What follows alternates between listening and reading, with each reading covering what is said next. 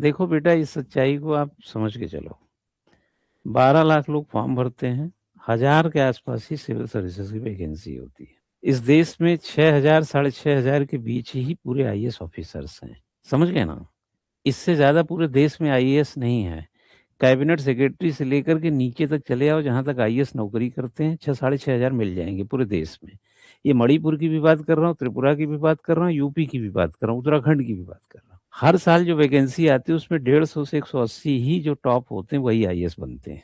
Vacancy भले ही 956 पे इस बार भर्ती हुई है, लेकिन सिलेक्शन आईएएस का इन्हीं रेंज में होता है। इसमें भी आप देखे होंगे अलग अलग कोटे हैं, कहाँ पे किसका फिट होता है उसी हिसाब से अपना सेलेक्ट होता है, आईएएस बनता है। इसका परसेंटेज निकालेंगे तो बहुत गिरावट के साथ मिलेगा आपको। लक बाई चांस, मेहनत आपकी काम कर गई, सब कुछ पॉजिटिव रहा, आप उसमें चले गए। ये मतलब असीम शक्ति आपको पैदा करनी पड़ेगी। निराश होने की जरूरत नहीं है, हताश होने की जरूरत नहीं, बट मैं आईना दिखा रहा हूँ कि एक कठोर तप तो है इसमें। और आप अगर उसके दाएं बाएं स्वरूप को देखें तो 8 से 10 घंटे की पढ़ाई है, और 1.5 से 2 साल में इसके सिलेबस को अगर ठीक से पढ़ा जाए तो कुतर के रख दिया जा सकता है। दिक्कत सिर्फ वहां पर होती है जब आप सिलेबस को इंगेज करते हैं बट उसे मुकाम तक नहीं पहुंचाते। जैसे संविधान आप 6 महीना से पढ़ रहे हैं लेकिन मूल अधिकार भी ठीक से नहीं बता पाते, क्योंकि आपने इंगेज तो किया बट उसे आपने मंजिल दिया ही नहीं। फंसाओ मत। जैसे आप इंडियन इकोनॉमी नहीं पढ़े हो, मत पढ़ो, लेकिन जब पढ़ो तो हम ग्रोथ पूछे तो बता सको, डेवलपमेंट पूछे तो बता सको, बीमा बैंकिंग की बात हो तो बता सको। अब पता चला आपने पढ़ा भी और आप बताते भी नहीं, तो इंग्लिश तो आपने कर लिया। जैसे कोई वीडियो होता है ना,